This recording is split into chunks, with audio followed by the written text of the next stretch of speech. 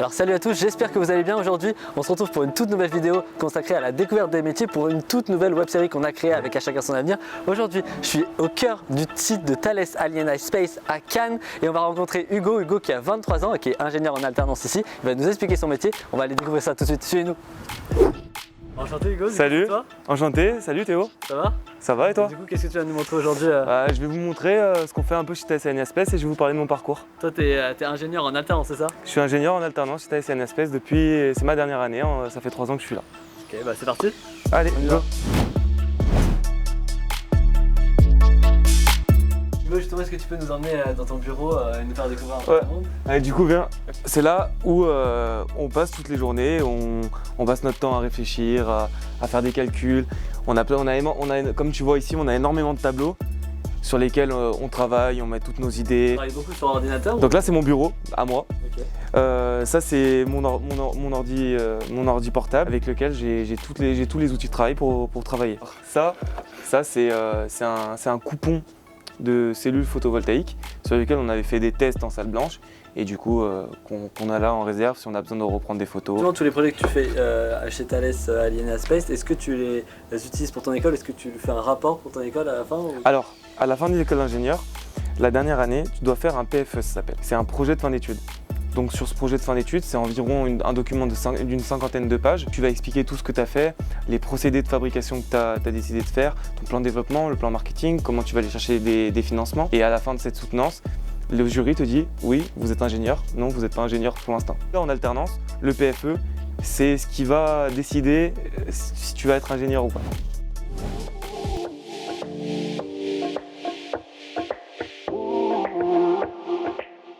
C'est le sas d'habillement en fait.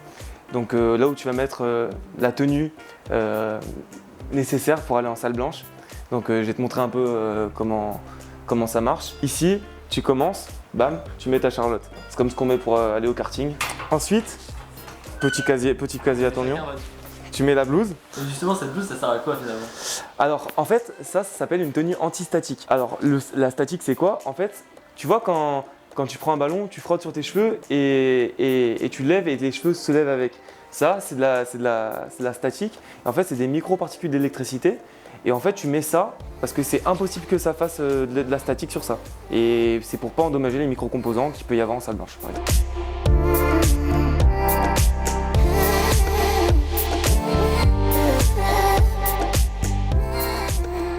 Ah, on est dans la salle blanche, c'est ça? Tout à fait, ouais. Et tu peux nous montrer un peu qu'est-ce qu'il y a dans cette salle blanche? Donc là, comme tu l'as dit, on est dans la salle blanche de chez Thales Alenia Space. Donc comme tu vois, c'est assez grand pour pouvoir positionner nos panneaux et pouvoir les tester. Là, de ce côté-là, c'est tout ce qui va être partie élec. Donc tous les câblages qui vont être faits sur les générateurs solaires. La grande porte que tu vois, là-bas, c'est le sas, c'est l'entrée du sas. Derrière, il y a une autre partie dans laquelle il va y avoir une zone de stockage, en fait. Okay. Il va y avoir une zone de stockage.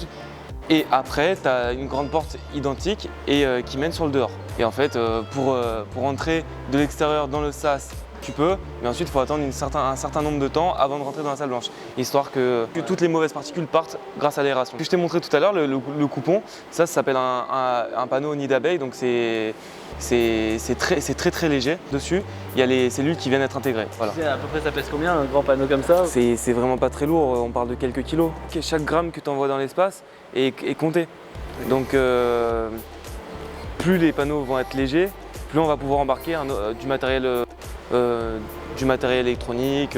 Alors moi, donc, je m'appelle Hugo aussi, c'est un très beau prénom, n'est-ce pas? Très beau prénom, ouais. Moi je suis opérateur et donc je suis rentré en tant qu'opérateur et je suis toujours et je risque de m'orienter vers un poste responsable d'intégration d'ici un an ou deux. J'ai connu Hugo avec ses innovations qu'il a proposées, toutes ses bonnes idées. Et voilà, donc il a pas mal de projets intéressants qu'on essaie de mettre en place donc, pour essayer de perfectionner un peu nos systèmes de contrôle et d'amélioration continue sur le produit. Ici, les panneaux sont stockés et dès qu'ils arrivent, ils sont déballés et ils sont stockés ici pour ensuite mettre les systèmes de déploiement dessus et ensuite pouvoir les tester. Là, il y a le chef de la salle blanche. Ça va, Rénal? Ça va? Ça va, nickel. Moi je suis chef de service de l'unité autonome de production. Je gère les activités mécanismes et générateurs solaires. Le but c'est qu'on reçoit des panneaux, comme vous avez pu le voir dans le rack de stockage. Ensuite, on fait l'assemblage. Et après, donc, on fait des déploiements et des essais électriques et mécaniques pour vérifier la conformité des générateurs solaires. Cette machine, ça s'appelle un flasher.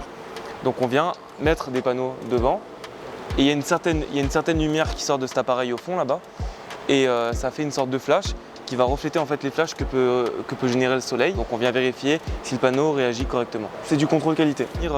Avec moi, je vais te présenter ce que moi j'ai fait. Là, ce que tu vas voir, c'est l'AGV. Donc c'est un véhicule autoguidé qui permet de se déplacer automatiquement grâce à une application. Là pour l'instant tu vas pas voir le Kobo parce qu'on l'a pas encore reçu. Ça va venir s'intégrer par-dessus pour venir prendre des photos de cellules photovoltaïques. On fait du contrôle de toutes les cellules pour voir s'il n'y a pas de dommages sur ces cellules et pour qu'on puisse les envoyer dans l'espace. Alors là, est-ce que tu peux nous expliquer, Hugo, où on est et qu'est-ce qu'on fait? Alors là, dans toute la salle blanche, c'est ma zone de travail. Et c'est là où je teste donc, mon système de véhicule autoguidé. Donc toi, ce véhicule-là, c'est toi qui l'as conçu de A à Z? Alors non, on a des fournisseurs, mais par contre, on avait fait tous les calculs, etc. pour voir si ce système-là convenait à notre application. Mais après, ce robot-là, on l'a commandé. Maintenant, il y a de la programmation à faire derrière, il y a des études de trajectoire, il y a des études pour les différents types de cas. Donc tout ça, c'est à travailler. Il faut montrer aussi justement que le métier d'ingénieur, c'est pas juste faire des calculs. Ah non.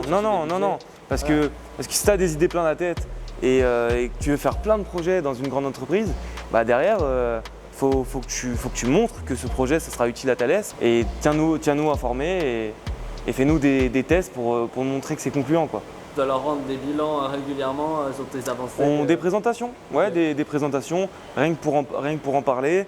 Des fois, il y a des services qui viennent justement de voir et qui font « Ah, mais c'est Bien sûr. une innovation que tu es en train de créer et ça va changer notre vie. » Bien sûr, par exemple, rien qu'hier, quand on l'a mis en fonctionnement, etc., il y a plein de gens qui sont venus, qui se demandaient « Mais qu'est-ce que c'est en fait ?» Parce que être dans une grande entreprise, c'est aussi, il est nécessaire d'avoir de la communication sur les activités qui sont faites. Sur cette tablette, qu'est-ce que tu peux piloter Alors ça, c'est l'interface entre l'humain et la machine. Par exemple, tu vois, là je l'ai passé en contrôle manuel. Tu peux le déplacer comme tu veux.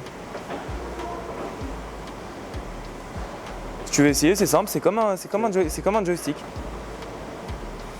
Et ça peut aller jusqu'à combien de kilomètres? Ce robot n'a pas besoin d'une application où il va être rapide, puisque c'est pour du contrôle. Donc tu vois la vitesse notamment que tu vois ici, c'est quelque chose c'est à peu près cette vitesse-là qui va se rapprocher du test. Ce robot il va être mis sur des rails après ou comment ça va se passer Non, ça va être autopiloté par des programmes.